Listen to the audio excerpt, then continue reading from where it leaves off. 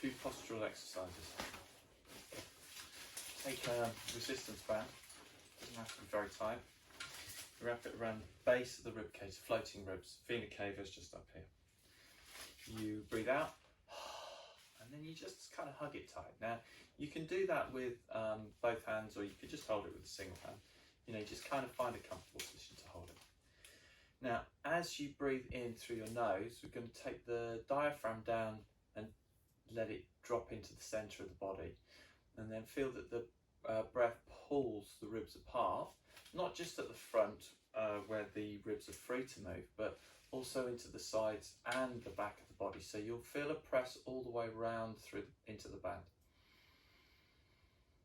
Now, as you breathe out, feel that connection and that gentle draw down through your abdominals, but let the breath come out of the ribs and the band just relax evenly all around. So that's, 4, 5, 6 of those. Now, if you breathe really, really heavily, it's going to be like hyperventilation. So I want it to be what I call a sleeping puppy or a sleeping baby breath. So imagine you had something like a puppy on your rib cage falling asleep, and although you want to breathe fully, you don't want to wake it up by being jerky with your breath. So it's a very soft, a very subtle breath, leading the air all the way in, and just as importantly, letting the air release out. Now, on the end of your breath, you get a shoulder relax, which allows this whole complex to just release down your back. So that in-breath opens the tissues up, and the out-breath relaxes them down. So we're going to do that. Then we're going to go into a tricep dip. So you're going to sit on the bench or a stool, chair, whatever, and you need to be right near the edge of it. Now, the nearer your feet are to the center line of your body, the more support they can give you and the less effort it is. So you can tune this: further away, heavy; nearer, lighter. And then rest the hands on the front line of the support. Now, if you let your fingers drop down the front, you haven't got too sharp an angle in the wrist, but just watch out for pulling the thumb in and getting a really sharp angle in the wrist joint there. So I want you to try and feel that there's almost no wrist, using the heel of the hand. And then just kind of let your shoulders soften, let your elbows soften. Maybe take the arms a bit wider and open the front line of your body up. Keep the chin just neutral and lift the breastbone over your arm bones, breathing into this high line here. And then as you breathe out, let your body relax. So again, we're going back into that relaxed breath, shoulders, sleeping puppy, it's all of the above.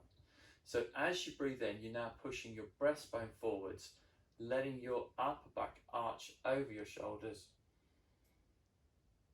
and breathing out. And there should be some sense of depression and connection through the back line of the body. So it's kind of just working this cuff on the back of the shoulder, and then the posterior chain muscles on the middle of the back. And then we can add into that. Now, just thinking about going maybe half of that lift, so you're just in a vertical upright position. Think about pulling your shoulders down your back. Think about keeping your elbows narrow, don't let them wing out to the sides. And maybe retract your shoulder blades a fraction, and just hover your bottom off the forwards and off the stool support. Now, as you bend your elbows, your knees bend as well, and then use the minimum amount of force in your legs just to create that lift and lower. And so all the time I'm thinking, keep my gaze forwards and not dropping into my spine, trying to think about elevating using my upper back muscles. This is doing nothing, it's all quiet, calm. And then you've done the tricep dips. We're going to make the feet go much wider. So you're in an open 45 position, and then the heels are under the knees. Take one hand, place it on the outside of the knee, palm away, and then take the other hand behind you on the support and feel as though you're pulling this arm and pushing that leg, and then reach around, bring a bit of weight onto this side so this knee can come a little bit across, and turn and look behind you. Feel that you're turning from these top 4 or 5 ribs. Try and get those to really move. So with the last exercise we were opening and closing, now we're twisting through here, creating that sense of lift and lower. So I always think reverse helter-skelter. So as I turn and push, it's as though I was going up a spiral. And then when I release and breathe out and come back into center, it's back to the middle. And so 4 or 5 to either side. it's nice to switch sides and just feel the difference and try and match up the amount of work and effort, and feel that if you don't move your weight to one side, you won't be able to turn so far. So, and your back goes into this crank position. So I want you to really feel that you're elevating, lengthening, strong, up, tall, and move through here. So it's a really postural exercise. Then we work on a little bit more on the shoulder stabilizers. So you kind of shuffle over, make a bit of room for your the ball to go onto the side, just next to your hip, a little bit away, maybe 6 inches, 8 inches, 200 mils, something like that. And then rest. This could be a football. This could be anything that's got a little bit of give, but not too soft. And then think about how your shoulder muscles, if you push, you're going to end up, your shoulder's going to elevate. So we want to try and work on the shoulder stabilizers, which is this structure underneath the armpit, side of the armpit, and then down to the middle of the back behind you. So low traps, lats, and serratus. And then what we're working on is trying to pull these muscles down towards the hip. That engages the shoulder onto the rib cage, and you hold for about 3 seconds.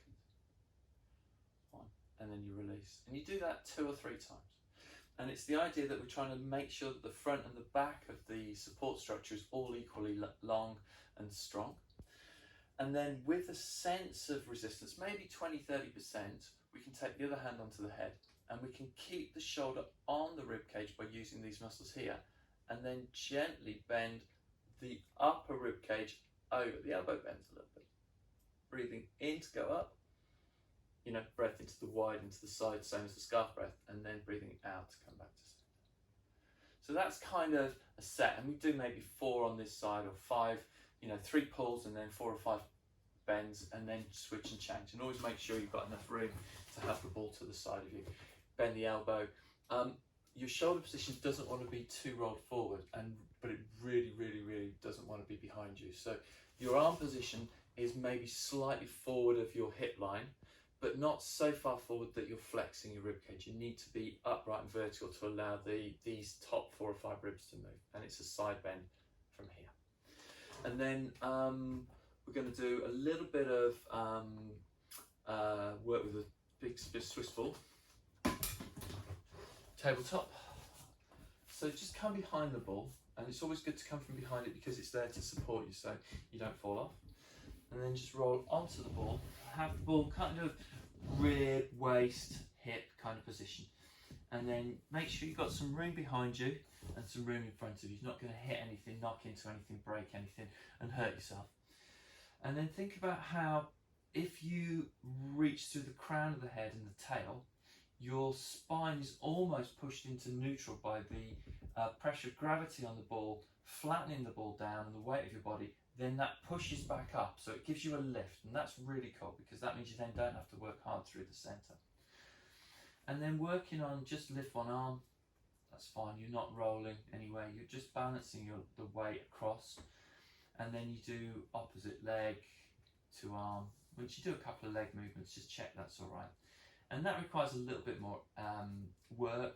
And then if both of those feel okay, doesn't feel uncomfortable like you're working too hard through your center, then start to lift one arm and one leg away as you breathe in, and then as you breathe out, bring them back, and then as you inhale, do the same on the other side. So it becomes very much about a leg, back of hip exercise to lift the leg behind you. And then as you reach the arm forward, spiral the thumb towards the ceiling, and it becomes about the shoulder stabilizers, and then using the deltoid on the top of the shoulder to actually pull the shoulder past your ear to get full range of movement, and then bringing it back down, letting the shoulder release back onto the rib cage. So that's part 1.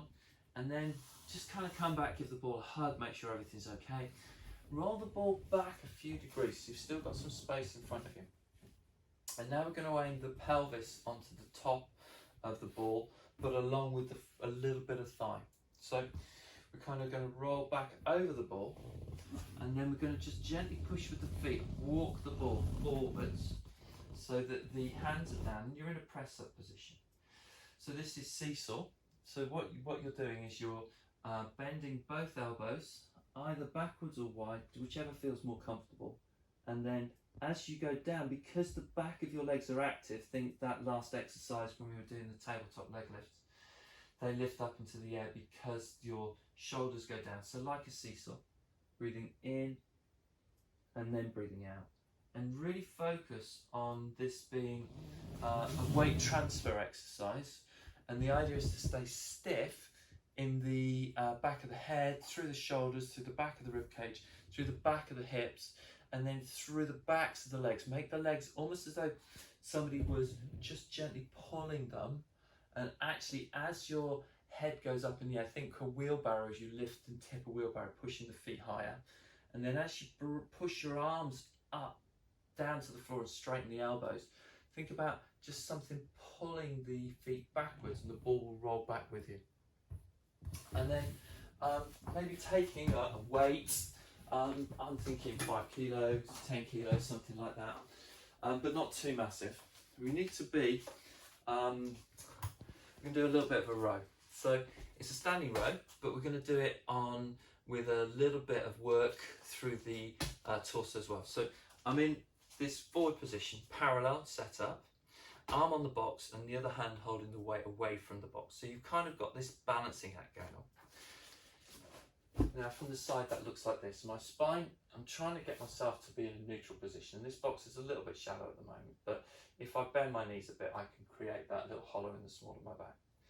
And then I start by just pulling the elbow back up. I'm always looking down. And then I'm releasing it back down. So it's a back of arm exercise. And then as I pull the arm up, I'm going to start to turn the rib cage, but I'm going to continue to look down. And then as I bring the arm down, I'm letting the shoulder turn back to center. So it's a pull back and a twist up, but keep focusing down past the floor in front of your feet, level with your hand that's on the box. So inhaling, exhaling. And can you see that this leg is the same as the arm that's lifting, is the forward leg. So we're just matching that movement into, it's like a gait exercise.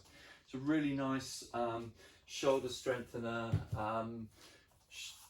back of arm strengthener, really, really good way of engaging some of those core muscles on the back to help us be more mobile. Hope that makes sense. Numbers. With those about 10 maximum. Maybe do 2 sets of 5, alternate. The left and right, have a little break between. The twists and the side bends, I think I numbered those. With the tabletop, maybe do 6, with the arm and the leg, maybe 1 or 2 with the hand, 1 or 2 with the legs, just to get your base. And with the seesaw, maybe 6, maybe 8, but just don't strain anything. Think about working evenly. And remember, between the tabletop and the seesaw, you're just going to give the ball a little hug so you can create this curve through the rib cage to let these muscles here relax a little bit more. Okay, cool. Hope that makes